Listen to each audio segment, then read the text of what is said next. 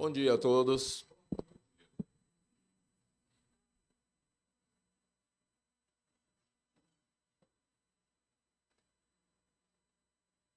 Feliz com a presença de todos.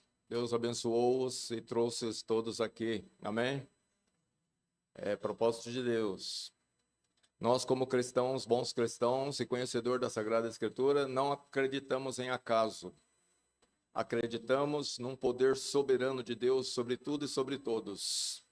E todas as manifestações, inclusive nossos pensamentos, sentimentos, os desejos, tudo está debaixo dessa soberania absoluta de Deus, né?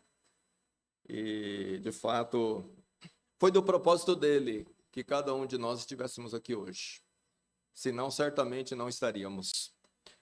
Então, nós nos gloriamos a Deus, glorificamos a Deus por isso, pelo cuidado dele, né? E pelo bom prazer dele em nos trazer a um lugar onde nós podemos aprender dele, da palavra dele. Então, irmãos, que possamos valorizar esse bom desejo do nosso Deus, valorizando o que ele tem a nos dizer por meio da sua palavra, né? Esse é o propósito, né? E dessa forma, nós podemos, como cantamos, né, dar glórias de maneira cada vez melhor a nosso Senhor Salvador Jesus Cristo, dar glórias a Deus. O propósito de Deus é esse, nos aperfeiçoar, para que nossa glória seja cada vez mais perfeita, mais completa, mais plena, né? Nunca vamos chegar à altura da dignidade de Deus quanto a isso, mas temos que nos esforçar ao máximo. Ao máximo. Tudo ainda é pouco, muito pouco. Irmãos, nós temos... Eu acho que o hino que o irmão escolheu afetou minha garganta, irmão. Não foi nada generoso, viu, irmão? Então, nós estamos estudando, irmãos, já, né, temos estudado e vamos estudar mais um pouco sobre as múltiplas salvações provenientes do Deus Salvador. Esse é o título que eu dei. Das quais todos nós, pecadores, somos ampla e gloriosamente beneficiados, irmãos. De fato, muitos são as operações salvíficas de Deus no decorrer de toda a nossa vida. Não podemos enumerá-las, certamente não. Deus, por sua graça, ele opera, ele é bom, ele tem prazer em exercer sua bondade. O salmista diz que a benignidade do Senhor dura para sempre. É o maior prazer do Senhor. Não tenho dúvida. Ainda que ele há de exercer sua justiça e exerce por conta dos pecados, mas o prazer do Senhor não está em punir a sua criatura, criada à sua imagem e semelhança. O prazer dele está em fazer-nos o bem. Porém, existe esse fator terrível chamado pecado, da qual nós não conseguimos nos desvencilhar.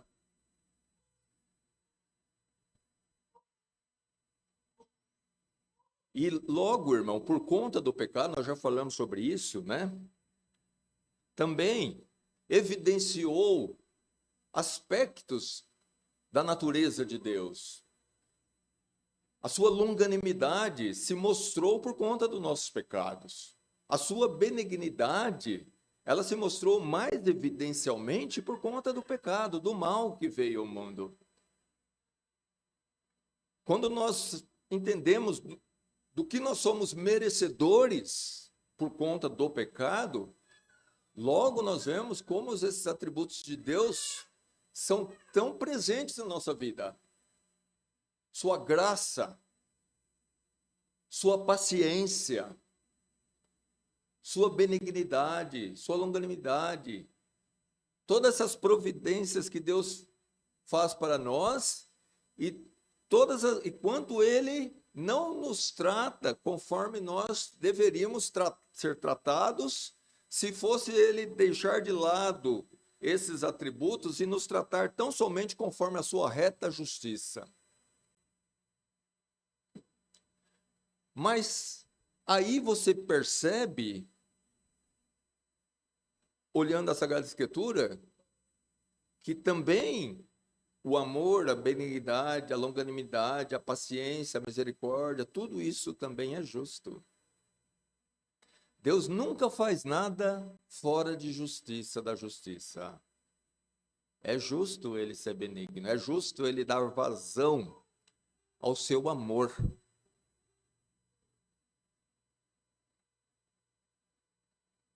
E se manifesta, seu amor se manifesta nessas várias frentes gloriosas, da qual, irmãos, nós temos que todos os dias dar glórias a Deus, especialmente pela sua graça salvadora, porque por meio do pecado veio a condenação, não é? Todos debaixo desse estado de condenação, sob a ira de Deus, de um eterno inferno. Mas Deus, por sua graça, seu amor, proveu a salvação perfeita, justa, plena, completa, eterna, para todos aqueles que estão em Jesus Cristo, para todos os que creem.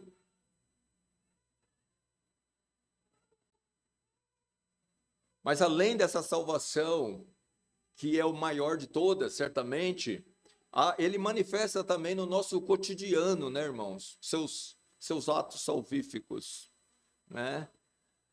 Às vezes eu fico vendo no YouTube, né, acidentes de carros, né, que acontecem nas rodovias, né? A pessoa está ali fazendo certinho, mas o outro que não está fazendo nada certo vem e acaba acontecendo aquelas colisões, muitas delas fatais. A pessoa não tem nem o que fazer.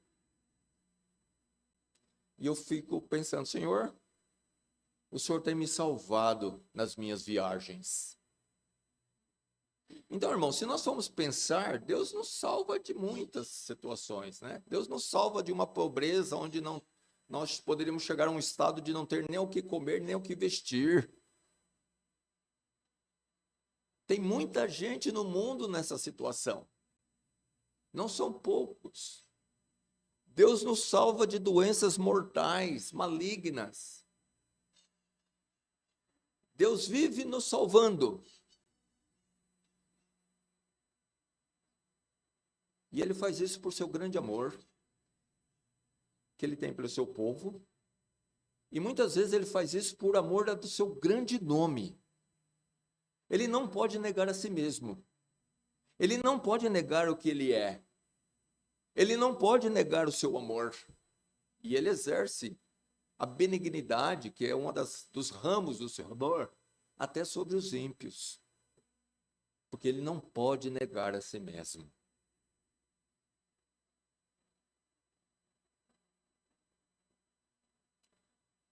Nós temos visto, irmãos, que o mal que veio por conta do pecado, eles acabaram se tornando instrumentos de Deus, não só para executar juízo contra o ímpio, isso de fato nós já vimos semana passada, né?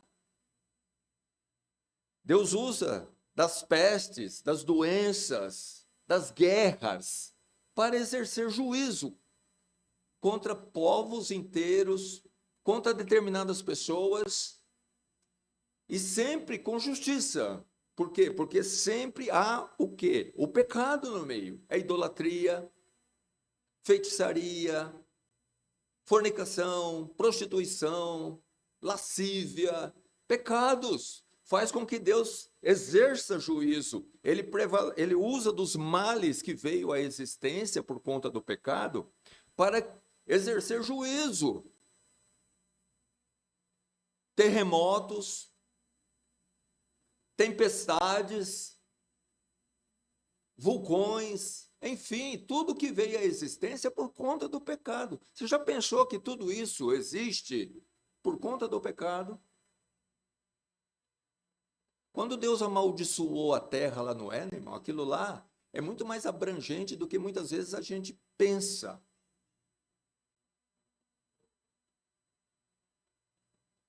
Ou entende, ou interpreta.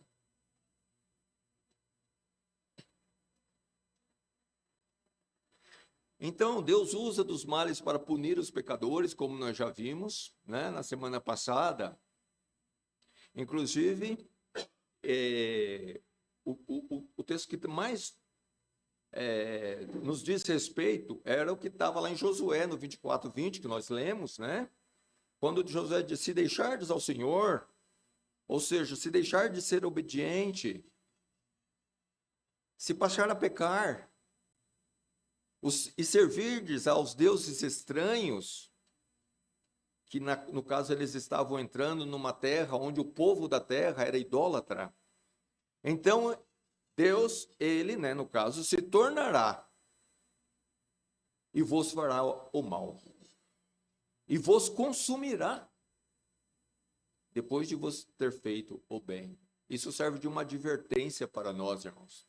Isso não é só para os israelitas. Nós lemos também aquilo que Paulo falou lá no capítulo 11 de Romanos, vocês lembram, né? Está lá, pode ler.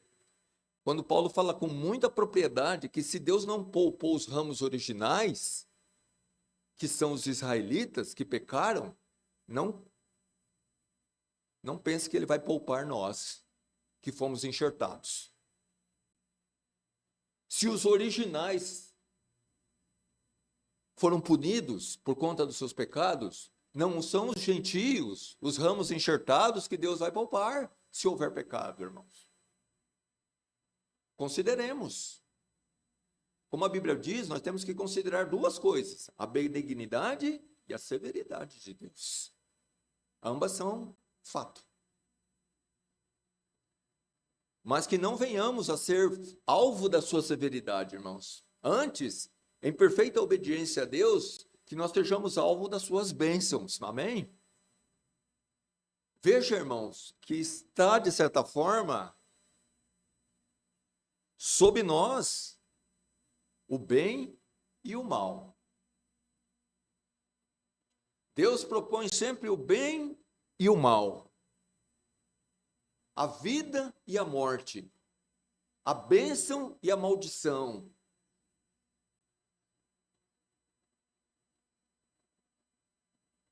O que nós vamos escolher? O que nós temos escolhido? Quem vai dizer isso para nós, quem vai dar essa resposta para nós mesmos, é o nosso viver, é o nosso cotidiano, é nossas decisões, é os nossos pensamentos, é as nossas intenções, é como nós reagimos diante das propostas malignas. Então nós temos a resposta.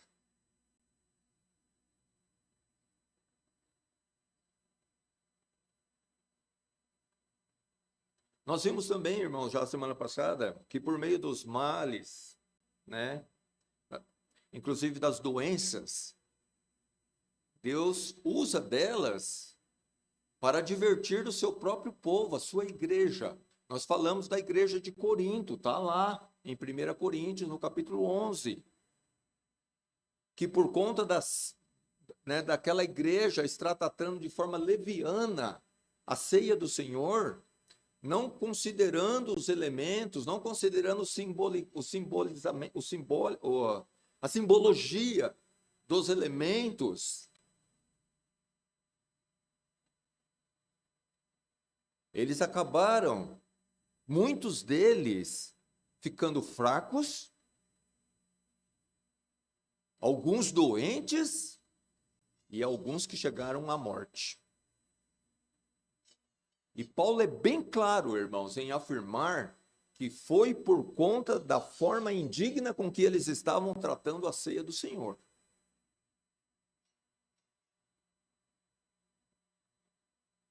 Uma coisa que sempre me chama muita atenção na Sagrada Palavra de Deus, irmãos, é que Deus não tem o culpado por inocente. Não tem como ele passar por cima dessa verdade. Ele não vai passar.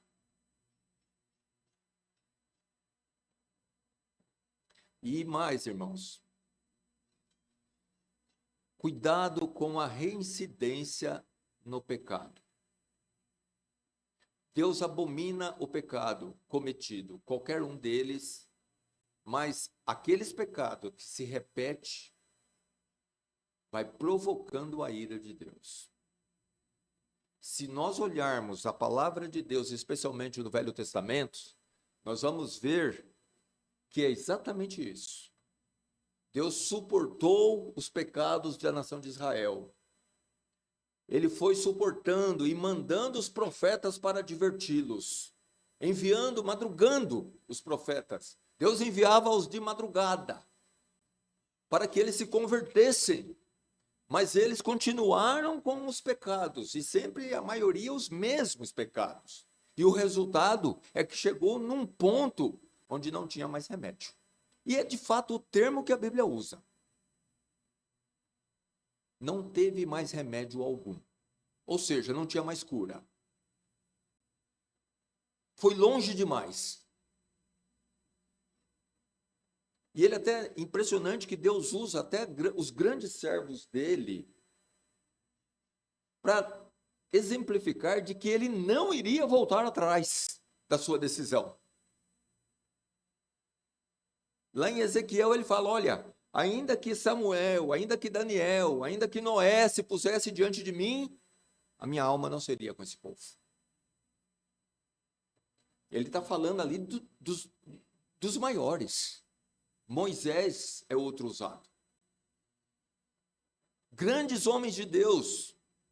Mas se esses homens se colocassem na presença de Deus, intercedendo pelo povo de Israel, mesmo assim Deus não daria ouvidos.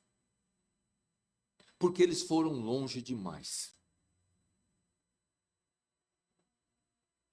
Isso deve nos servir de alerta.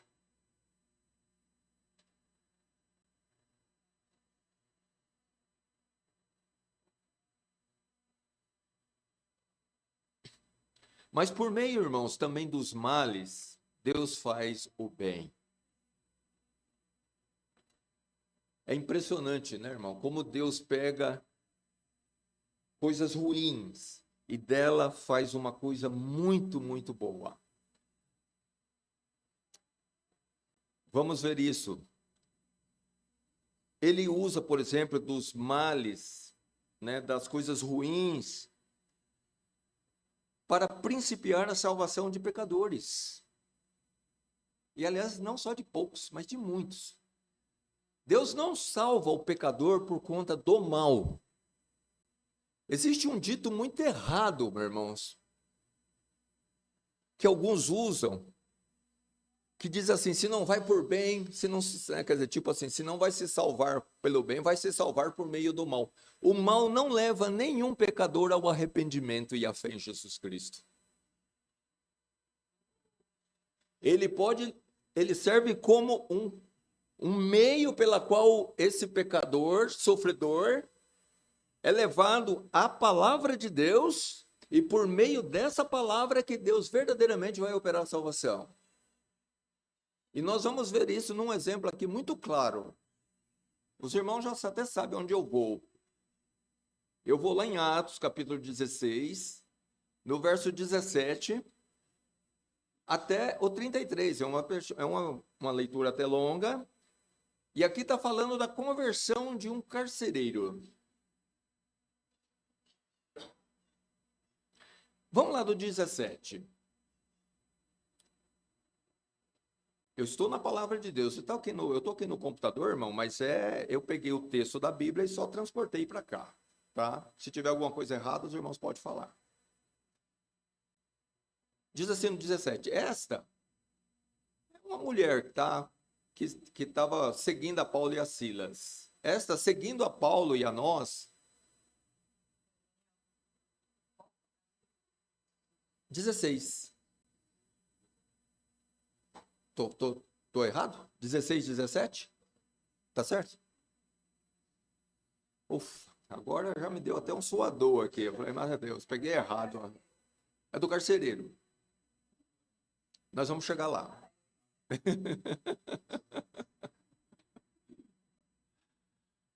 Voltemos aqui, irmãos. Essa, seguindo a Paulo e a nós, clamava dizendo: estes homens que nos anunciam o caminho da salvação são servos do Deus Altíssimo. Eu não vou mencionar isso aqui, mas é interessante isso aqui, viu, irmãos? Essa mulher era diabólica. E isso fez ela por muitos dias. Mas Paulo, perturbado, voltou e disse ao Espírito, veja bem, ele se dirigiu à mulher, mas como uma endemoniada, como uma pessoa que tinha, uma mulher que tinha um espírito maligno operando por meio dela. Em nome de Jesus te mando que saia dela. E na mesma hora saiu. E vendo seus senhores que a esperança do seu lucro estava perdida, porque essa mulher dava muito lucro para esse povo nessa cidade, por conta das adivinhações que ela fazia, prenderam Paulo e Silas e o levaram à praça, à presença dos magistrados. E apresentando-o aos magistrados, disseram: estes homens, sendo judeus, perturbaram a nossa cidade e nos expõem costumes que não nos é lícito receber nem praticar, visto que somos romanos. E a multidão se levantou unida contra eles, e os magistrados, rasgando-lhes as vestes, mandaram açoitá-los com varas. Bom, isso não é uma coisa boa, né? E havendo-lhes dado muitos açoites, os lançaram na prisão, Paulo e Silas, mandando ao carcereiro que os guardassem com segurança.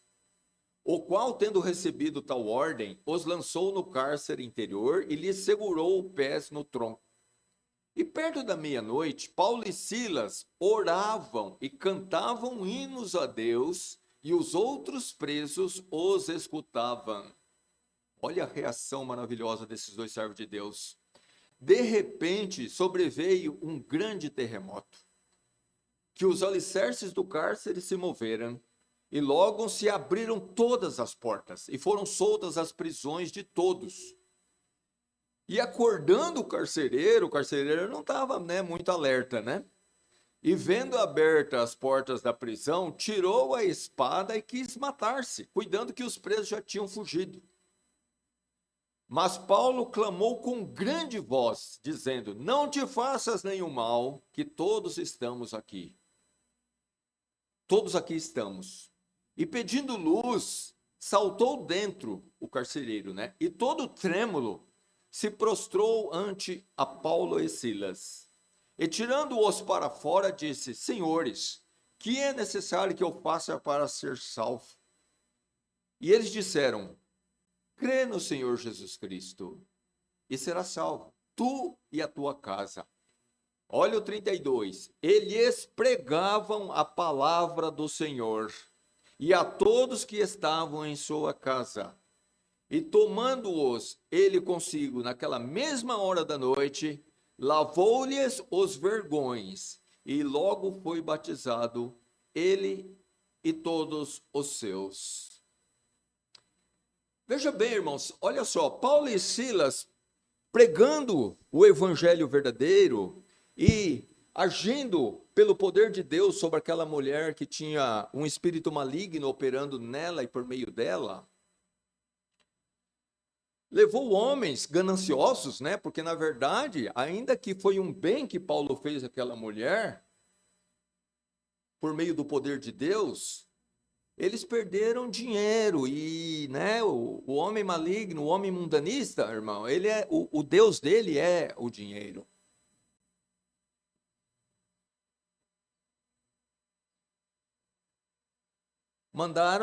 Fizeram, né, com que Paulo e Silas fossem lançados na prisão. Não é coisa boa isso. E não só isso, foram açoitados com muitos açoites com vara. Isso sem roupa, tá? Então, logo, tudo isso é mal, né, irmão? Tudo isso é coisa ruim. Ninguém gosta de ser açoitado. E muitos açoites, não era aquela açoite que uma mãe ou um pai pega a varinha e corrige o filho, conforme a palavra de Deus ensina, com amor. Ali foi com ódio.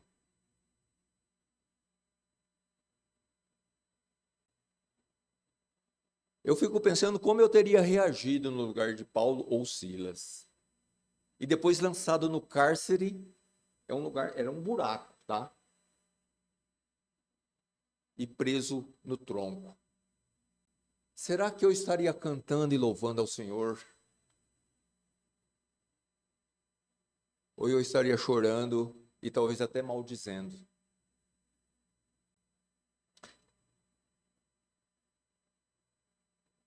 Irmãos, essas reações têm que ser consideradas.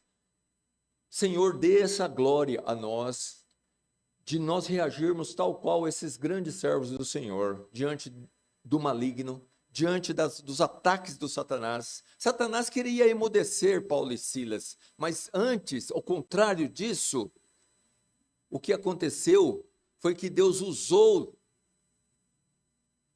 das astutas ciladas do diabo e do mal que parecia ser, iria levar Paulo e Silas a desistir, talvez, de continuar pregando, ou de começar a maldizer, por que nos aconteceu isso? Nós estamos pregando o evangelho e Deus permitiu que nos acontecesse isso, que nós fôssemos açoitados, lançados nesse cárcere. Não, essa não foi a reação dos homens de Deus, e não deve ser a nossa, irmãos, diante da adversidade. Devemos fazer como eles, glorificar a Deus.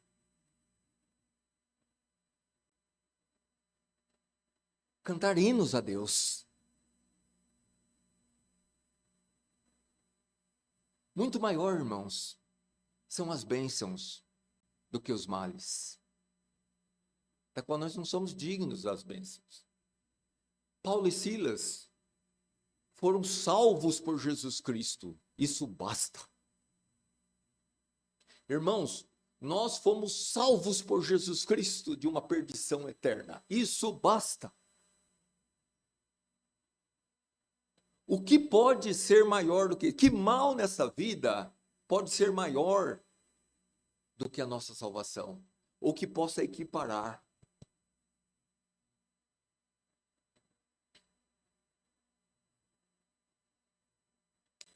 Mas Deus tinha um propósito, irmãos, com tudo isso. Um propósito glorioso. E essa é a questão, irmãos. Nós não sabemos dos propósitos divinos. Nós sabemos do que está acontecendo naquele momento. Mas nós não sabemos até onde Deus vai, aonde Deus quer chegar com aquilo. Deus tem propósito em tudo, irmão. Deus não faz nada sem propósito. Seria incompatível com Deus que algo acontecesse sem que ele não tivesse razão nenhuma para tanto. Ele sempre tem. Nós não vamos compreender, de repente, de momento. E talvez nem depois. Mas isso não anula o fato de que Deus teve propósito com aquilo. E às vezes o propósito não diz respeito necessariamente tão somente à nossa pessoa. Às vezes a terceiros. Como é o caso.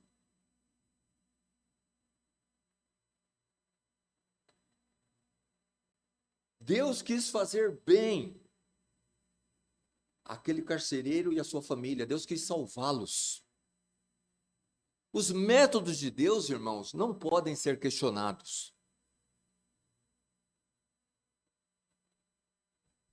Deus poderia ter feito de outra forma? Claro que poderia. Mas ele escolheu fazer daquela forma. Deus seja louvado. Como disse Jó, Deus deu, Deus tirou. Deus seja louvado. O método de Deus é inquestionável.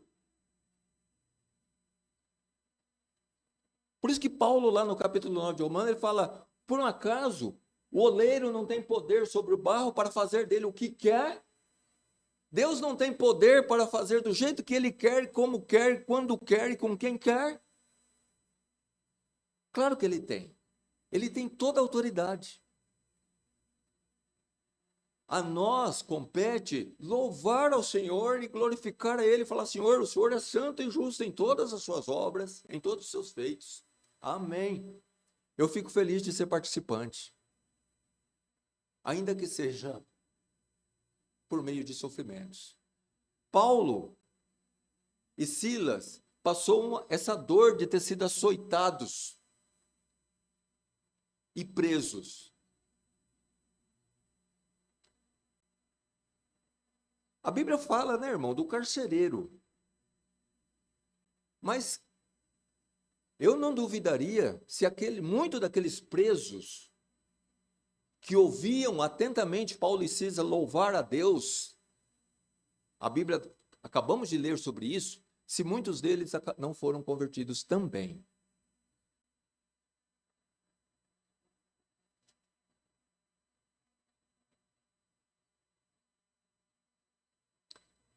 Mas a verdade, irmãos, é que Deus vai operando. E essa operação aqui, vamos dizer, o ápice dela foi a salvação. Uma coisa que inicialmente começou ruim, com açoites, com prisões, com sofrimento físico, mas que terminou de maneira gloriosa.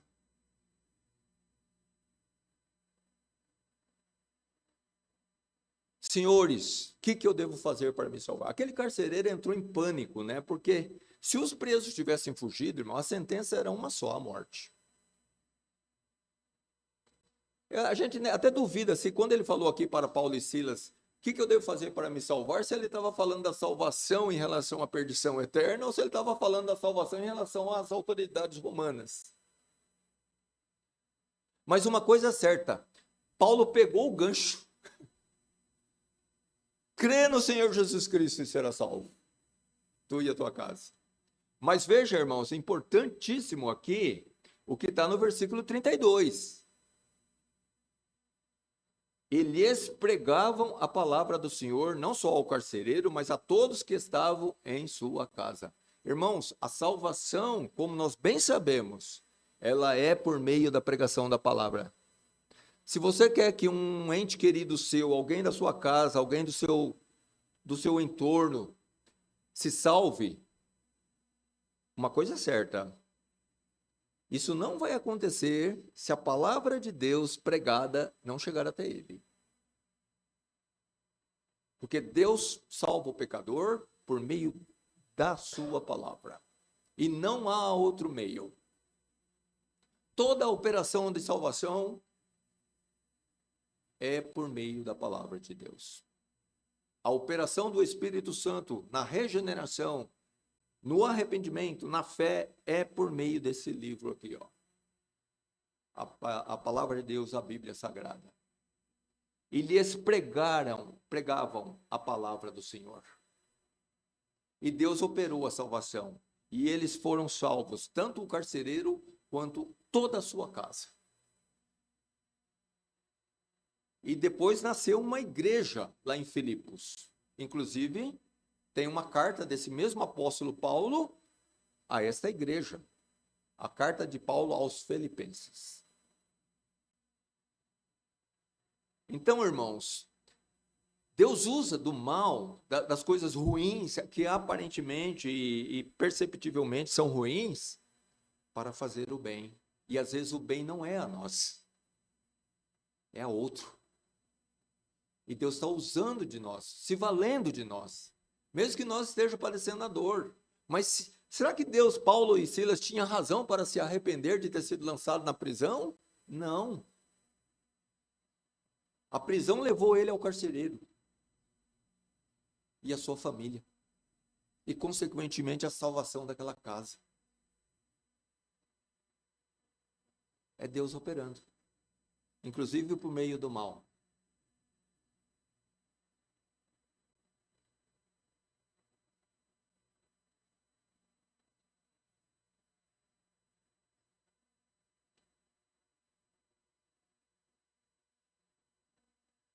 Deus usa, irmão, do mal também para fortalecer os cristãos, suas igrejas. Males que acontecem a uns, que Deus usa para fortalecer outros. Muitas vezes Deus usa, irmãos, pessoas espirituais para acontecer esse tipo de... Quando acontece, ele promove esse tipo de ação. Ele pega alguém espiritual dentro da igreja que está preparado para sofrer o dano e ainda assim ficar firme para fortalecer o mais fraco.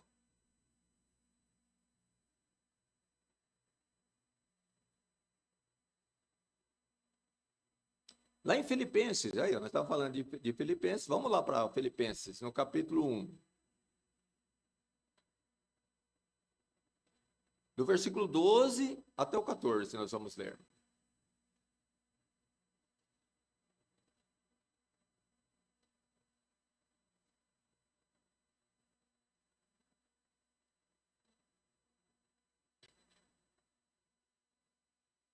Capítulo 1 de Filipenses, versículo 12 até o 14. Por isso que eu vi que está calor aqui. O ventiladorzinho meu está desligado, né, irmão? Diz assim a palavra de Deus: E quero, irmãos, que saibais que as coisas que me aconteceram contribuíram para maior proveito do evangelho. De maneira que as minhas prisões em Cristo foram manifestas por toda a guarda pretoriana e por todos os demais lugares. E muitos dos irmãos no Senhor, tomando ânimo com as minhas prisões, ousam falar mais confiadamente, sem temor. Paulo estava preso, irmãos, e os irmãos lá de Filipos estavam, vamos dizer assim, se condoendo, e até aí tudo é normal, né? A gente sofre junto com o nosso irmão que está em sofrimento. Isso é bíblico, isso deve acontecer. Nós não podemos nos alegrar enquanto o nosso irmão está sofrendo. A Bíblia até nos diz que nós devemos chorar com os que choram e alegrar-se com os que se alegram. Isso é uma empatia cristã. Muito mais do que uma mera empatia, é uma empatia santa, uma empatia fundamentada no amor de Deus. Sofrer com o nosso irmão, participar da sua dor e também da sua alegria. Aliás, irmão, deve ser um prazer para nós participar ativamente da vida um do outro. Somos uma família em Cristo. Somos irmãos agora e eternamente.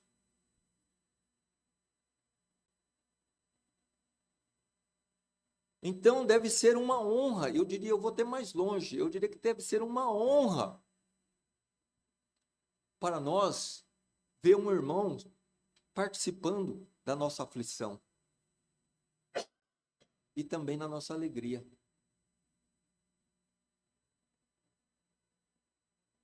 E Paulo está dizendo, abrindo os olhos daqueles irmãos lá, mostrando tipo assim, irmãos, foi do propósito de Deus que a coisa acontecesse assim. E veja o resultado. Em vez de vocês olharem tão somente pelo que aconteceu comigo, que eu fui preso, fui trazido aqui para Roma, estou aqui nesse cárcere, né? Ainda que ele ficou numa casa por muito tempo, mas estava preso. Mas veja o lado bom do negócio, vamos colocar assim nessa expressão. Veja como Deus usou disso para o bem.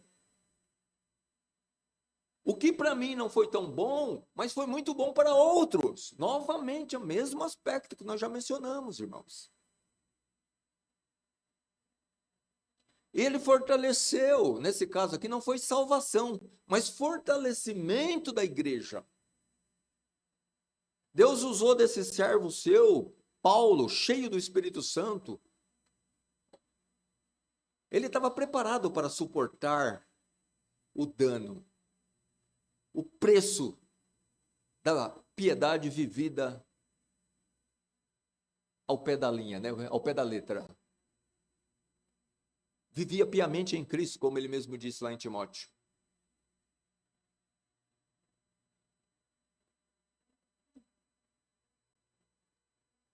E ele fala para aqueles irmãos da igreja de Filipenses, essas coisas contribuíram para maior proveito do evangelho. Quer dizer, veja, irmãos, que às vezes nós estamos olhando da ótica errada.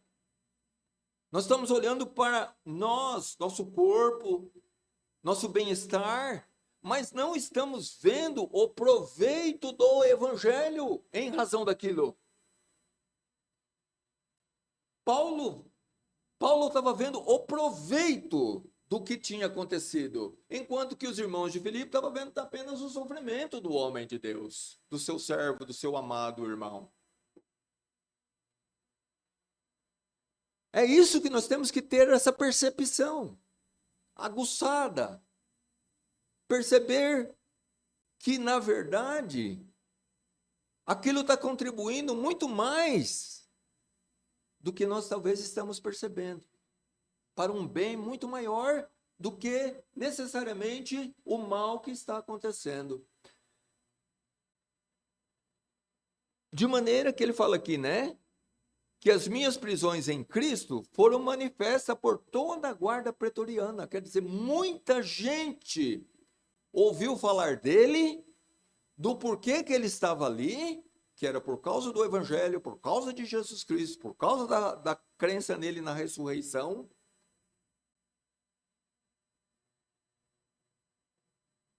E é isso que importa, o evangelho expandido, pessoas ouvindo dele.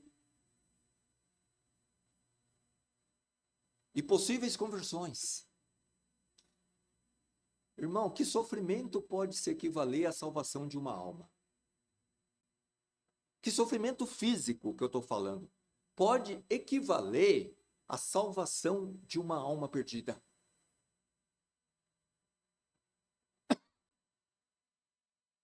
Consideremos que Cristo foi à cruz para a salvação da alma perdida. E nesse caso, ainda não tinha chegado a esse extremo. Ele estava apenas preso.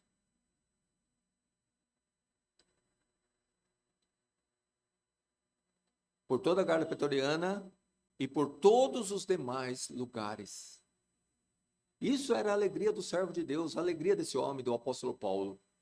E muitos dos irmãos no Senhor, não irmão na carne, irmão em Cristo, tomando ânimo com as minhas prisões, ousam falar a palavra mais confiadamente, sem temor. Às vezes, irmão, tudo que a gente precisa é de um bom exemplo. De alguém que toma a frente, em quem a gente possa se mirar. Tinha muitos irmãos com boa vontade, mas faltando confiança. Com temor. E a prisão do apóstolo foi o remédio. Era o que faltava.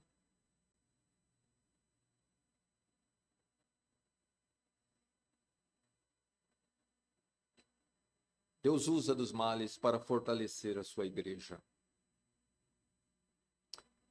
E vamos ler só apenas mais um, irmão, lá em Atos, no capítulo 5. Vamos lá comigo. No capítulo 5, versículo 40 até o 42.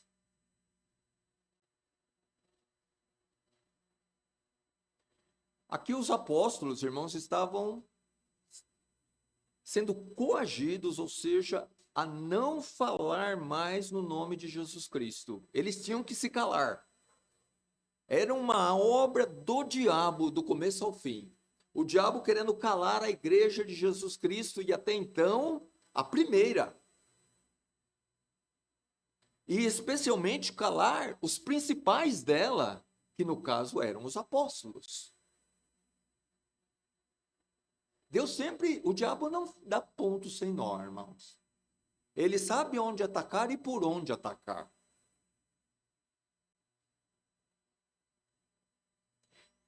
E concordaram com ele, versículo 40 aí. Com essa pessoa que deu o seu parecer. E chamando os apóstolos e tendo-os açoitado, novamente aqui, açoites, mandaram que não falassem no nome de Jesus e os deixaram ir. E o que aconteceu? Retiraram-se, pois, da presença do conselho, tristes. É o que diz aí? Eles saíram lá tristes, magoados, chateados? Não. Eles saíram da presença do conselho regozijando-se de terem sido julgados dignos de padecer afronta pelo seu nome. O nome aqui não precisa dizer de quem, né? De Jesus Cristo, a quem eles anunciavam. E todos os dias, no templos e nas casas, não cessavam de ensinar e de anunciar a Jesus Cristo. Irmãos, eu acho que eu posso dizer claramente que o tiro saiu pela culatra, né? O tiro que o diabo tentou atingir a igreja. Porque, na verdade, o que aqueles homens sentiram não foi temor e nem muito menos desânimo. Pelo contrário, para eles aquilo foi uma glória. Eles sabiam do sofrimento que Jesus Cristo tinha passado. E padecer como Jesus Cristo, para eles, irmãos, era uma glória. Padecer pelo nome de Cristo. Padecer pelo Evangelho. Por fidelidade.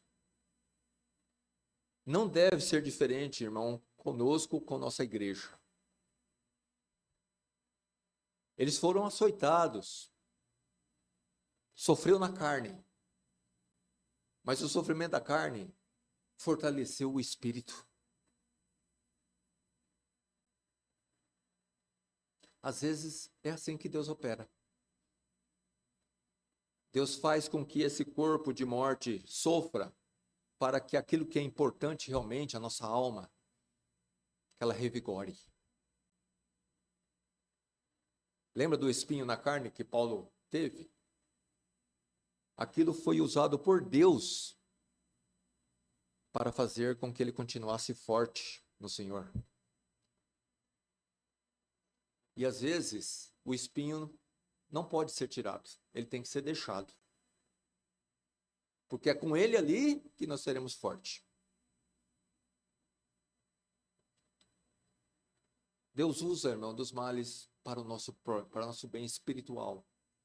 Nós temos que considerar, irmãos, que todo o cuidado de Deus para conosco, ainda que Ele cuida do nosso corpo, ainda que Ele cuida das nossas necessidades dessa vida, mas o cuidado de Deus é com o nosso relacionamento para com Ele, nossa comunhão com Ele, nosso crescimento espiritual, nossa espiritualidade, nossa fidelidade, nossa santidade. É isso que Deus quer ver.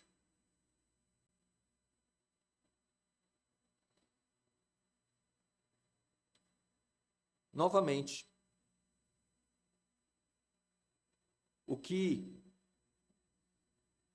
o diabo queria, não só não aconteceu, mas serviu de combustível para que eles continuassem sendo mais ousados. E todos os dias, no templos e nas casas, não cessavam de ensinar e de anunciar a Jesus Cristo. Às vezes, irmão, o diabo vai tentar calar nossa igreja de uma forma ou de outra, ou talvez um irmão ou outro. E uma coisa é certa, se você se colocar nas mãos do Senhor, se colocar à disposição do Senhor, eis-me aqui, usa-me.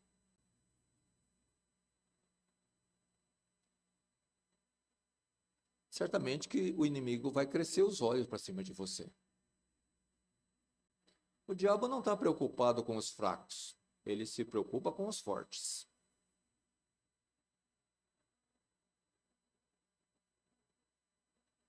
Onde tem força, tem poder. Poder de realização.